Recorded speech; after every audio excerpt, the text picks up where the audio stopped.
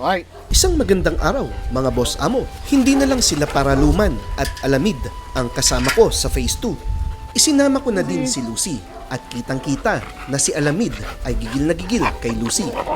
Alright. Si Lucy naman ay pasensyosa at nung aking nadama na hindi naman tutuloy sa fight, ay inihagis ko na ang bola. Hindi umabot si Lucy sa pagkuha ng bola. Si Paraluman ang nanguna. Out. At nang pagkasabi ko ng out, ay nag-out naman siya. Binitawan niya ang bola, ngunit medyo malayo sa akin. Kinuha ko ang bola upang ihagis ulit at kitang-kita ang excitement ng tatlo. Sino kaya ang makakakuha ng bola?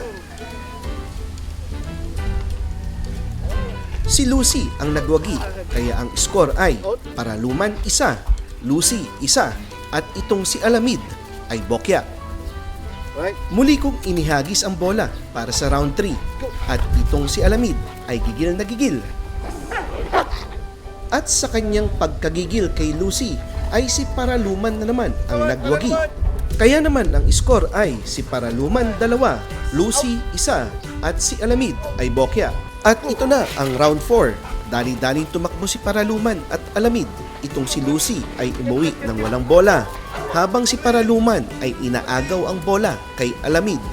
At sa wakas, si Alamid ang nagwagi at sa tindi ng pagnanasa niya sa bola ay ayaw niya mag-out. Yes. Nagagawa yung dalawa doon. Ito, nakapokus dito.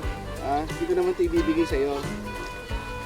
Ito nga ang resulta ng round 5. Si Alamid ang nakakuha ng bola. Kaya naman, Paraluman 2, Alamid 2, at si Lucy 1.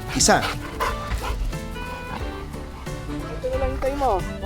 Hingal na hingal sa tuwa si Lucy at lumapit na lang siya sa akin. Yeah, yes. Ang akala niya siguro ay ibibigay ko sa kanya ang bola kapag lumapit siya sa akin. Wala, di ko ito ihagis. Alamid! Here! Sa round 6 ay walang nagwagi dahil walang nagbalik ng bola. Out! Lumipat kami ng pwesto para naman mabago ang kanilang environment.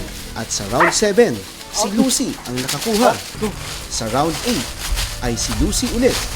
At sa round 9 ay si Lucy ulit.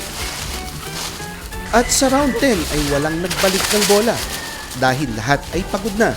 At suma total, ito ang ating scoring. Paraluman 2, Alamid 2, at si Lucy ay 4. Si Lucy ang nagwagi. Yun lang po sa ngayon at maraming salamat sa panunood.